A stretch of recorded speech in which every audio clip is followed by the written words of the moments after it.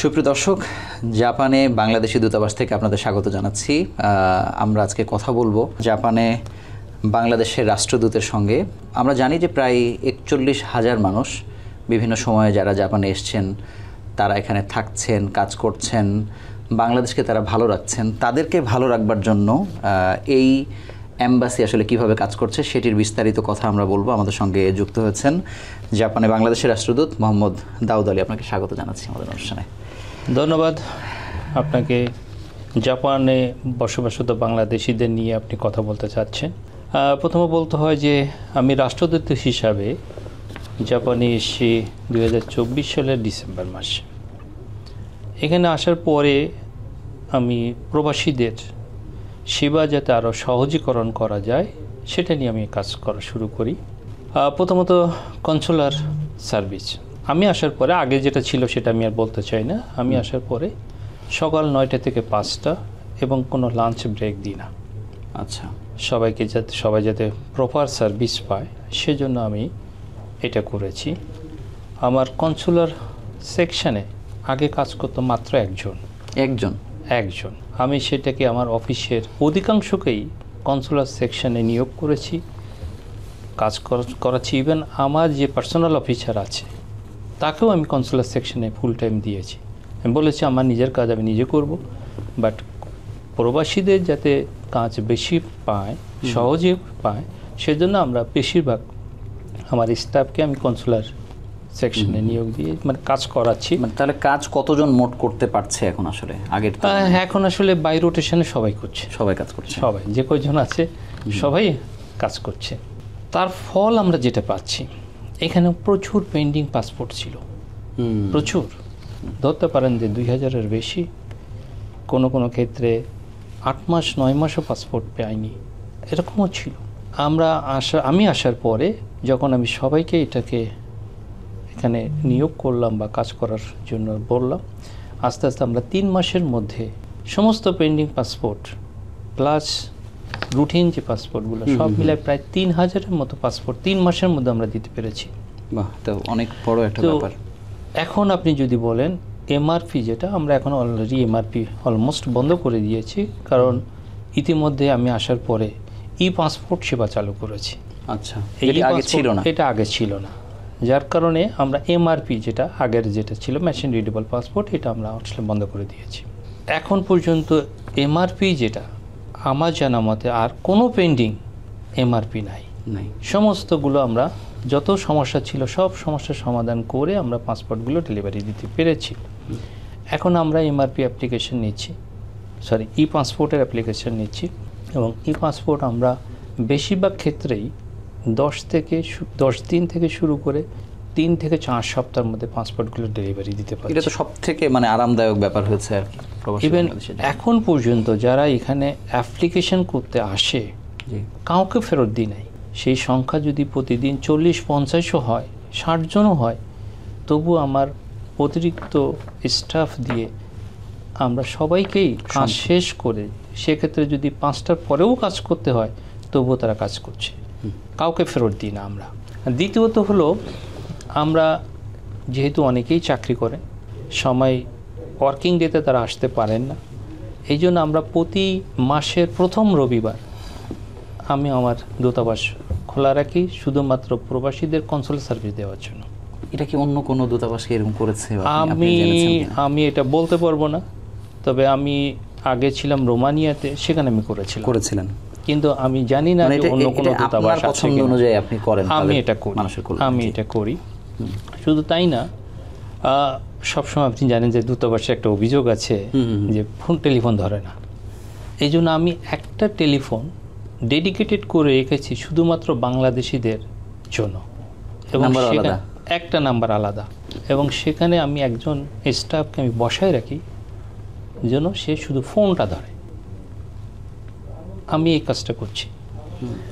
Consular service আরও বেশি হাতের নাগালে করার জন্য, যেটা বলা হয় যে ডোর টু ডোর সার্ভিস, সেজন্য আমি যেটা করছি, বিভিন্ন শহরে আগে থেকে নোটিফাই করে তাদের কাছে চলে যাচ্ছি কোনো একটা উইকেন্ডে, শনিবার রবিবার তাদেরকে সার্ভিস দেওয়ার জন্য তাদের পাসপোর্ট অ্যাপ্লিকেশন সেখানেই নিচ্ছি। ইতিমধ্যে আমরা 4টা সিটিতে গেছি। আচ্ছা, আমরা ওসাকাতে গিয়েছি, নাগোয়া, গোম্মা, ফুকুওকা, অনেক দূরে দূরে এই জায়গাগুলোতে আমরা যাচ্ছি, যাতে তারা ওইখানেই অ্যাপ্লিকেশন করতে পারে, তাদের দূতাবাসে আসতে না হয়। আমার উদ্দেশ্য হচ্ছে যেটা, তারা সার্ভিসটা পাচ্ছে তাদের ঘরের কাছেই পাচ্ছে, হাতের নাগালেই পাচ্ছে, তাদেরকে পয়সা খরচ করে এখানে আসতে হচ্ছে না। আপনি ধরুন একটা এরিয়াতে প্রায় 100 জন অ্যাপ্লিকেশন করলো, তাহলে এই 100 জনকে যদি এখানে আসতে হতো, তাহলে এক একজনের কিন্তু প্রায় 80-90 হাজার টাকা খরচ হয়, মানে ইয়েন খরচ হয়। তার শুধু যাওয়া আসার পিছনেই এত টাকা খরচ হয়ে যায়। তাহলে এই টাকাগুলো যে বাঁচছে, 100 জনের টাকা, বাংলাদেশের টাকা, এই টাকা কিন্তু আসলে মূলত তারা বাংলাদেশেই পাঠাবে, অথবা বাংলাদেশিদেরই তো টাকা পিছে যাচ্ছে, কিন্তু আমার 2 বা 3 জন স্টাফ যাচ্ছে সার্ভিস দেওয়ার জন্য, এটা কিন্তু খুব বড় অ্যামাউন্ট নয়। এই জন্য আমি চাই যে এই সেবাগুলো প্রতি মাসে অন্তত একটি এরিয়াতে যেয়ে মানে সেবাটা সহজ করা, এই কাজগুলো আমরা করছি। আরও অনেক কিছু শুরু করেছি, যেমন মনে করেন যে এনআইডি সার্ভিস। আপনি শুনে খুশি হবেন যে এখনও কিন্তু খুব কম দেশেই এনআইডি সার্ভিস শুরু হয়েছে। আমরা কিন্তু এখানে জাস্ট এই মাসেই এনআইডি সার্ভিস শুরু করলাম। ঠিক এই মাসে না, গত মাসের শেষে আমরা এটা শুরু করেছি। তো এখন যাদের এনআইডি নাই, ন্যাশনাল আইডেন্টি কার্ড নাই, তারা এখানে অ্যাপ্লাই করতে পারছে এবং অনেকেই অ্যাপ্লিকেশন করে এনআইডি পেয়ে যাচ্ছে। তো এই কাজগুলো আমরা করছি। আরও আছে, যেমন মনে করেন যে ডেড বডি, কেউ মারা গেলে আগে আসলে ঠিক দূতাবাসের পক্ষ থেকে খুব বেশি উদ্যোগ নেওয়া হতো না, কিন্তু আমি আসার পরে আমি বলেছি যে না, এটা আগে স্যার কতদিন লাগতো স্যার, এখন কেমন সময় লাগছে? আগে কতদিন লাগতো, নর্মালি আগে কমিউনিটি লোকজনই সব কিছু করতো, অ্যাম্বাসি শুধু একটা সার্টিফিকেটের বেশি কিছু দিত না। আমরা এখন চেষ্টা করছি উইদিন এ উইক টাইম এটা পাঠিয়ে দেওয়ার জন্য। কোনো ক্ষেত্রে আমরা আরও তাড়াতাড়ি পাঠানো সম্ভব হচ্ছে। অবশ্য কমিউনিটি আমাদেরকে হেল্প করে সবসময়, কমিউনিটির হেল্প প্লাস আমরা দূতাবাসের থেকেও আমরা এগিয়ে আসি, সরকার এগিয়ে আসে, যাতে সহজে ডেড বডি পাঠানো সম্ভব হয়। ইভেন যদি কেউ এইখানে কবরস্থ করতে চায়, সেখানে আমরা সহযোগিতা করছি। আচ্ছা স্যার, আমি আপনার কাছে জানতে চাই যে বাংলাদেশ থেকে মানুষ যখন একটি দেশে যায়, তখন তার যোগ্যতা অনুযায়ী সে যায়, আবার অনেক তথ্যের ঘাটতির কারণে যে জায়গাতে তার অপরচুনিটি আছে সেটা সে জানতে পারে না। আবার আমাদের বাংলাদেশিদের চোখ কিন্তু পশ্চিমা বিশ্বের দিকে আসলে বেশি। জাপানের যে অবস্থান, জাপানের যে উন্নতি, সেই জায়গায় আরও কোন কোন সেক্টর ছিল যেখানে চাইলে আমরা আসতে পারতাম, কিন্তু তথ্যের অভাবে তারা আসতে পারছে না? বিশেষ করে যদি বলেন যে বিশ্ববিদ্যালয় থেকে যারা পাশ করছে, আপনার আসলে মতামত কী বা এ ব্যাপারে আপনার চিন্তা কী? জাপানে এদের পপুলেশন দিন দিন কমে যাচ্ছে। ইভেন গত বছরে প্রায় 9 লক্ষ পপুলেশন কমে গেছে। টোটাল জাপানিজ 9 লক্ষ কমে গেছে। তার মানে যে পরিমাণ জন্মগ্রহণ করেছে তার থেকে 9 লাখ বেশি মারা গেছে। আচ্ছা। দ্বিতীয়ত হচ্ছে এজড পপুলেশন, যেটা বয়স্ক পপুলেশনের সংখ্যা বেড়ে যাচ্ছে। এই কারণে তারা শুধু বাংলাদেশ না, তারা বিভিন্ন দেশ থেকে ফরেন ওয়ার্কার যেটা আমরা বলি, সেটা নেওয়া শুরু করেছে। এখানে বাংলাদেশ সেটা সুযোগটা নেওয়ার চেষ্টা করছে। ইতিমধ্যে 2022 সালে যেখানে আমাদের পপুলেশন ছিল 18,000, সেখানে এখন যদি আমরা হিসাব করি সেটা এখন 41,000 এসছে। তার মানে সংখ্যাটা অনেক বেড়েছে। এখানে স্কিল ম্যান পাওয়ারটাই বেশি তারা চায়। SSW বলা হয়, TITP, দুটো গ্রুপে তারা লোক নিয়ে আসে। SSWটা হলো মেইন স্কিল্ড, যেটা আর কি বেশি স্কিল্ড। সেখানে ল্যাঙ্গুয়েজ একটা ব্যারিয়ার। আচ্ছা, এই ল্যাঙ্গুয়েজ শেখার জন্য মিনিমাম এরা বলে N5 হলো স্টার্টিং, দেন N4, N3 এভাবে আগাতে হয়। তো স্কিল ওয়ার্কারের জন্য N4 পাস করতে হয়, SSW যেটা। সেই জন্য দরকার যেটা, সেটা হলো বাংলাদেশে জাপানিজ ল্যাঙ্গুয়েজের স্কুল। শুনে খুশি হবেন যে প্রাইভেট সেক্টর এটা এগিয়ে এসে বাংলাদেশে যে BMET আছে যেটা, তাদেরও অনেক ট্রেনিং সেন্টার আছে, সেখানেও ল্যাঙ্গুয়েজ কোর্স করানো হচ্ছে। এভাবে আমরা এখন প্রচুর ল্যাঙ্গুয়েজ স্টুডেন্ট আমরা পাচ্ছি, যারা N5, N4 গ্রাজুয়ালি পাস করছে। আমাদের টার্গেট যেটা, শুধুমাত্র স্কিল ওয়ার্কার নয়, আর একটা বিষয় আছে, সেটা হলো এখানে যদি কেউ ল্যাঙ্গুয়েজ কোর্সে আসে, আচ্ছা, তাহলে তারা N5 যেটা আছে ওটা পাস করে আসলেই বেটার, না হলে আসলে আসাটা ডিফিকাল্ট হয়ে যায়। সুবিধা হলো এখানে ল্যাঙ্গুয়েজ কোর্সে এসে 1.5-2 বছর পড়ে যদি তারা N3 N2 কমপ্লিট করতে পারে তাহলে এখানে ফুল টাইম জব করতে পারে। আচ্ছা, শুধু তাই নয়, যখন এখানে আসে তখন N5 পাস করে আসলে তারা পার্ট টাইম জব করতে পারে সপ্তাহে 28 ঘন্টা। আচ্ছা, এই 28 ঘন্টা কাজ করে যে স্যালারিটা পায় সেটাতে কিন্তু তারা সহজেই তাদের থাকা খাওয়া খরচ মিটিয়ে পরবর্তী সেশনের জন্য টিউশন ফিস তারা দিতে পারে। আচ্ছা, ইভেন যদি টিউশন ফিস তারা দিতে নাও চায় তাহলেও তারা দেশে টাকা পাঠাতে পারে, এই একটা সুবিধা আছে। সম্প্রতি আমি যেটা দেখলাম বিভিন্ন ইউনিভার্সিটির সঙ্গে কথা বলে, বিভিন্ন ইউনিভার্সিটির এরা বলে প্রেসিডেন্ট, আমরা যেটাকে ভিসি বলি, এরা বলে প্রেসিডেন্ট। আমি প্রেসিডেন্টের সঙ্গে দেখা করেছি, কথা বলেছি। জাপানে এখন তারা ফরেন স্টুডেন্টকে বৃদ্ধি করার জন্য তারা বিভিন্ন ইউনিভার্সিটি ইংলিশ মিডিয়ামে কোর্স অফার করছে। আচ্ছা, মানে যেটি আগে জাপানিজ ল্যাঙ্গুয়েজে করতে, জাপানিজ ল্যাঙ্গুয়েজ সেটাও আছে, কিন্তু ইন এডিশন তারা এখন ফরেন স্টুডেন্টকে অ্যাট্রাক্ট করার জন্য তারা ইংরেজি মিডিয়ামে কোর্স অফার করছে। এই সুযোগটাকে আমাদের কাজে লাগানো হবে, কিন্তু এটা তো জানছে না, এটা জানাবেন কিভাবে? এইটা জানানোর জন্য আমরা বিভিন্ন উদ্যোগ নেওয়া শুরু করেছি। আমরা চাই যে আপনারাও একটু প্রচার করেন, আপনাদের মাধ্যমে লোকজন জানতে পারবে।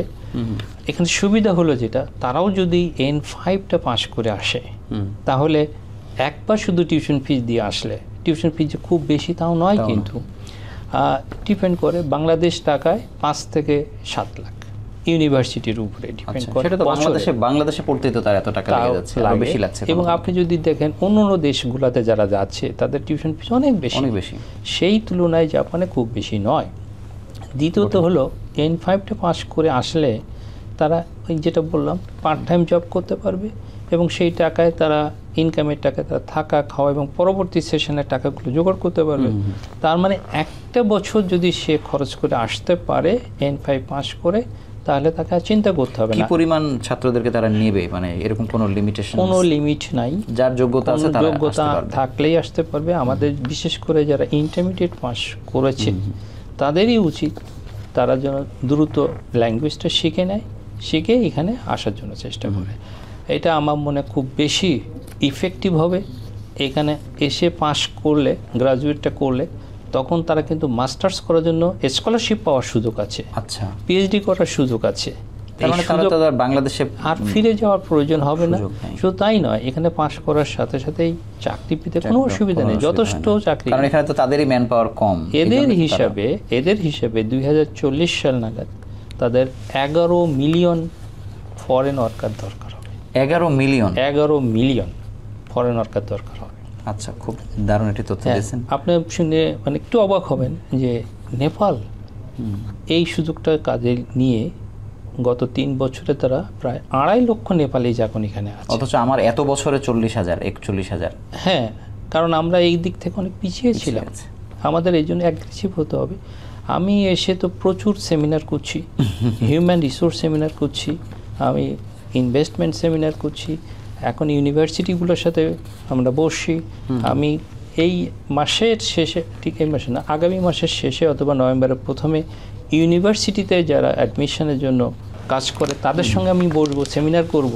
তো আমি অ্যাওয়ারনেস প্রোগ্রামটা স্টার্ট করেছি। আমাদের চিফ অ্যাডভাইজার মহোদয় এখানে আসছিলেন, তখন কিন্তু ওনার প্রেজেন্সে আমরা হিউম্যান রিসোর্স সেমিনার করেছি।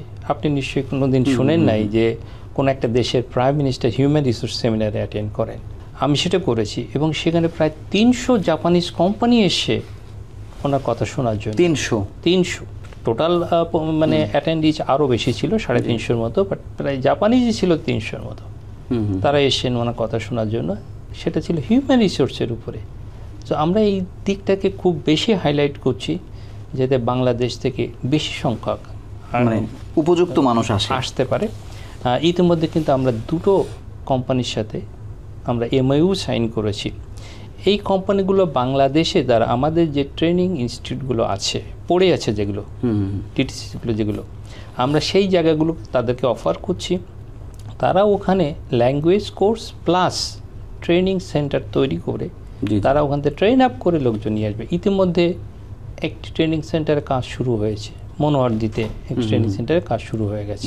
স্যার, আমি একটু জানতে চাই যে 24 পরবর্তী বাংলাদেশ, আমরা সব থেকে যে বড় ট্যাগলাইন বৈষম্যহীন বাংলাদেশ, মানে ওই যে অনুভূতি বা চিন্তা আমাদের বাংলাদেশকে বৈষম্যমুক্ত করা, যারা আসছেন তাদেরকে আরও ভালো ফ্যাসিলিটিস দেয়া, মানে সেটি কতদূর অর্জিত হচ্ছে? যদিও আপনার কথার মধ্যে এগুলো আমরা পাচ্ছি, মানে সেই জায়গা থেকে কতটা দায়বদ্ধতা রয়েছে?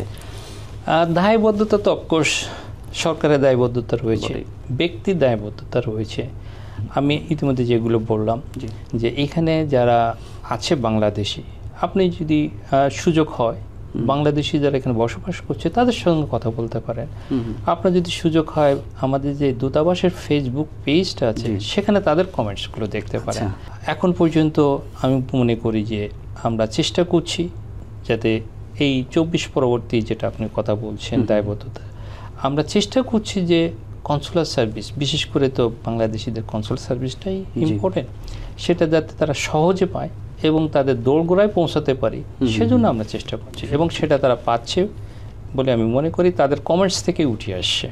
স্যার, আমার তাই না, আমি আরও একটা জিনিস করছি, সেটা হচ্ছে যে আমরা বিভিন্ন এরিয়াতে যাচ্ছি এবং তাদের সাথে মত বিনিময় করছি, তাদের সমস্যার কথা শোনার চেষ্টা করছি এবং সেই সমস্যা অনুযায়ী সমাধানের চেষ্টা করছি যাতে তারা আরো ভালো থাকতে পারে, ভালো সার্ভিস পেতে পারে সেই চেষ্টা। মানে অ্যাম্বাসেডর যেন এই চার দেয়ালের মাঝে বন্দী না থাকে, মোটেই নয়, এবং অ্যাম্বাসেডরকে তারা যাতে রিচ করতে পারে এই জন্য আমার সেল ফোন নাম্বার, আমার হোয়াটসঅ্যাপ নাম্বার সমস্ত বাংলাদেশিদেরকে আমি দিয়ে রেখেছি, ওপেন বলেছি পাবলিক মিটিংয়ে আমার নাম্বার দিই আমি, এবং বলি তোমাদের সমস্যার কথার জন্য তোমরা আমাকে বলতে পারো। অভাবনীয়। আমার শেষ প্রশ্ন হচ্ছে যে জাপান যে উচ্চতার দেশ এবং বাংলাদেশিরা আসলে যে পরিচয় বহন করে এবং যে কর্মকাণ্ড করে, এই কারণে আমাদের অনেক ইজ্জত চলে যায় অনেক ক্ষেত্রে। জাপানিদের চোখে যেহেতু আপনারা অনেকভাবে কাজ করার চেষ্টা করছেন, ওই মর্যাদার জায়গায় বাংলাদেশ আগের থেকে কতটা ওপরের জায়গায় এসছে, বা এটি আরও মর্যাদা বাড়ানোর জন্য কাজ তো করছেন, কিন্তু এখন কোন অবস্থায় আছে Japan Bangladesh relationship? Japan Bangladesh relation এটা নতুন নয়, আমাদের স্বাধীনতা যুদ্ধের সময় থেকেই জাপানের সাথে আমাদের সম্পর্ক ভালো। জাপান সরকার আমাদেরকে যথেষ্টভাবে সহযোগিতা করেন। আমরা যে ওভারসিজ ডেভেলপমেন্ট অ্যাসিস্ট্যান্টের কথা বলি, সেই আঙ্গিকে জাপান সরকার আমাদেরকে যথেষ্ট সহযোগিতা করে যাচ্ছেন। এ পর্যন্ত প্রায় 32 বিলিয়ন ডলারের উপরে কিন্তু আমাদেরকে সহযোগিতা করেছেন বিভিন্ন প্রজেক্টের মাধ্যমে। সেই দিক থেকে যদি আপনি দেখেন তাহলে আমি বলবো যে জাপানের সাথে আমাদের সম্পর্ক ভালো এবং দিন দিন বৃদ্ধি পাচ্ছে। এমনকি যখন আমাদের অনারেবল চিফ অ্যাডভাইজার মহোদয় এসেছিলেন, তখনও কিন্তু আমরা জাপান সরকারের সাথে কয়েকটি চুক্তি করেছি। সেই চুক্তির আওতায় ছিল প্রায় 1.06 বিলিয়ন ইউএস ডলারের অর্থের ভ্যালু দিয়ে আমরা চুক্তি করেছি, আমাদেরকে সাহায্য করবে। আমরা যদি ব্যবসায়িক ফ্রন্টে দেখি, আমাদের এক্সপোর্ট দিন দিন কিন্তু বৃদ্ধি পাচ্ছে। এখন এক্সপোর্টের পরিমাণ 1.38 বিলিয়ন ইউএস ডলার, এটা কিন্তু খুব কম দেশেই আছে এবং এটা বৃদ্ধি পাচ্ছে। জাপানের অনেক কোম্পানি বাংলাদেশে ইতিমধ্যে ইনভেস্ট করেছে, তার সংখ্যা 300-রও বেশি। এমনও আছে কোম্পানি যারা 70-75 বছর ধরে বাংলাদেশে ইনভেস্ট করেছে, এমন আছে এবং প্রতিদিন বৃদ্ধি পাচ্ছে। আমরা জাপানিজ যারা, তারা যাতে বাংলাদেশে বেশি বেশি যায়, এই জন্য আমি ভিসা প্রসেসকে অনেক সহজ করেছি। এমনকি তারা আমার সাথে এসে মিটিং করতে চা খাচ্ছে, ইতিমধ্যে তার ভিসাও রেডি হয়ে যাচ্ছে।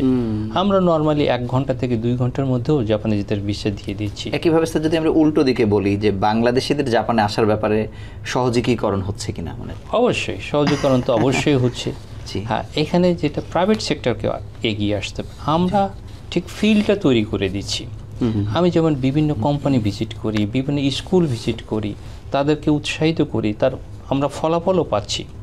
এখন আগে যেসব এরা বলেছে কুমিয়ায়, যারা হলো ঠিক ম্যান পাওয়ার নিয়ে বিভিন্ন কোম্পানিতে দেয়, এটা হলো বৈধভাবে দেয়, সেটার সংখ্যা দিন দিন বৃদ্ধি পাচ্ছে। তার মানে আমাদের তৎপরতার কারণেই তো দিন দিন মানুষ, কোম্পানিগুলো উৎসাহিত হচ্ছে। আর আপনি যেটা বলছিলেন যে বাংলাদেশিরা, আমি যত কোম্পানিতে গিয়েছি তারা কিন্তু বাংলাদেশি শ্রমিকদের প্রশংসাই করেছে। আমি ঠিক কোনো জায়গায় শুনি নাই যে বাংলাদেশিরা খারাপ কিছু করেছে। অফকোর্স কিছু কিছু 2-1টা থাকবে, সেটা আমাদের থাকে। ওভারঅল যদি আপনি বলেন, এখানে যারা বসবাস করছে তারা আসলে বাংলাদেশের মান মর্যাদাকে বৃদ্ধি করার জন্যই কাজ করছে এবং আমি সব সময় তাদেরকে উৎসাহিত করি যে তোমরাই হচ্ছে প্রকৃত অ্যাম্বাসেডার, বাংলাদেশকে পরিচিত করছো, সুতরাং তোমরা এমনভাবে বাংলাদেশকে ঠিক প্রজেকশন করো, পরিচিত করে তোলো, যাদের যেন সবাই বুঝতে পারে যে বাংলাদেশের আসলেই ভদ্র জাতি এবং বাংলাদেশ একটু সভ্য জাতি, এবং আমি মনে করি যে বেশিরভাগই তাই করছে। আমি একেবারে খুব সংক্ষেপে একটা বিষয় জানবো যে বাংলাদেশে ম্যান পাওয়ার পাঠানোর ক্ষেত্রে যে প্রতারণা হয়ে থাকে বিভিন্ন কোম্পানি বিভিন্ন সময় করে থাকে, মানে তাদেরকে নজরদারি করা, তাদেরকে একটা তদন্ত সাপেক্ষে তাদেরকে বিচারের আওতায় নিয়ে আসা, মানে এইটা জায়গাতে আপনারা কতটা কঠোর হতে পেরেছেন? এইখানে আসলে এই বিষয়টা কঠোর হওয়ার সুযোগ দূতাবাসের পক্ষ থেকে কম। এটা মন্ত্রণালয়কে করতে হবে, যেহেতু প্রতারণাটা হয় হচ্ছে বাংলাদেশে। তবে আমাদের কাছে যদি কোনো অভিযোগ আসে জাপানি কোম্পানি থেকে, সেটা অবশ্যই ভালো কিছু নয়, এবং সেক্ষেত্রে আমরা সাথে সাথে মন্ত্রণালয়কে জানাই যে প্রয়োজনীয় ব্যবস্থা গ্রহণ করার জন্য। কারণ এরা যদি বুঝতে পারে যে শ্রমিকের সঙ্গে প্রতারণা করা হয়েছে, তাহলে ওই কোম্পানিগুলো কিন্তু আর লোক নেয় না। এবং শুধু তাই নয়, তার যত পরিচিত ফ্রেন্ড আছে, বন্ধুবান্ধব আছে, তাদেরকেও বলে দেয় যে দেখো বাংলাদেশের প্রতারণা করে, এখান থেকে লোক নেওয়া যাবে না। এই জন্য আমি একটা মেসেজ দিতে চাই যেন আমাদের যারা ম্যান পাওয়ার পাঠায়, সেন্ডিং অর্গানাইজেশন আমরা বলি, তারা যেন খুব সতর্কভাবে, প্রতারণাবিহীনভাবে এবং উপযুক্ত স্কিল ওয়ার্কার জন্য আমাদেরকে এখানে পাঠানো হয়। জাপান মার্কেটটা আমাদের হারানো ঠিক হবে না। সাময়িক ঠিক লাভবান হওয়ার জন্য কোনোভাবেই যেন তারা এই প্রতারণার আশ্রয় না নেয়। বাংলাদেশের সামনে নির্বাচন, এক ধরনের প্রস্তুতি বাংলাদেশকে নিয়ে তো মানুষের প্রত্যাশা আসলে অনেক। 24 পরবর্তী বাংলাদেশে একজন অ্যাম্বাসেডর হিসেবে আপনি কেমন প্রত্যাশা করছেন আগামী দিন? আমিও সরকারের সাথে একমত, নির্বাচন সুষ্ঠু হবে, সুন্দর হবে, এই আশাবাদ ব্যক্ত করি। একটি সুন্দর বাংলাদেশ দেখতে চাই, যে প্রত্যাশা নিয়ে 24-এর গণ অভ্যুত্থান, ছাত্র জনতার অভ্যুত্থান, এইটার জন্য বৃথা না যায়। আমরা যেন সবাই মিলে একটি সুন্দর বাংলাদেশ গঠন করতে পারি, এই প্রত্যাশা করি। আপনাকে অসংখ্য ধন্যবাদ আমাদের সঙ্গে যুক্ত হওয়ার জন্য। আপনাকে অনেক ধন্যবাদ। মোহাম্মদ দাউদ আলী তিনি বলছিলেন যে বাংলাদেশকে সুখী সমৃদ্ধ একটি বাংলাদেশ হিসেবে দেখতে চান। এটার জন্য আসলে সবার আগে বাংলাদেশের মানুষকেই সহযোগী ভূমিকা পালন করতে হবে, এবং এখানে যারা আসছেন, একটি কথা ভীষণভাবে নাড়া দিয়েছে যে আপনারাই আমাদের অ্যাম্বাসেডর। তো এই যে শক্তি, এই যে সম্মান মর্যাদা একজন নাগরিককে দেয়া, যারা বিদেশে আসছেন, বাংলাদেশকে যারা অর্থের মাধ্যমে বাঁচিয়ে রাখছেন, তারা যদি রাষ্ট্রদূতের কথায় যদি এক হয়ে কাজ করে যায়, আমার মনে হয় যে বাংলাদেশ, আমরা যেই বৈষম্যহীন বাংলাদেশের কথা বলছি, বাংলাদেশকে সমৃদ্ধ একটি বাংলাদেশ দেখতে পাচ্ছি, সেটি অদূর ভবিষ্যতে হয়তো সেটি বাস্তবায়ন হবে, এই প্রত্যাশায় জাপান থেকে আপনাদের কাছ থেকে বিদায় নিচ্ছি। ভালো থাকুন, সুস্থ থাকুন।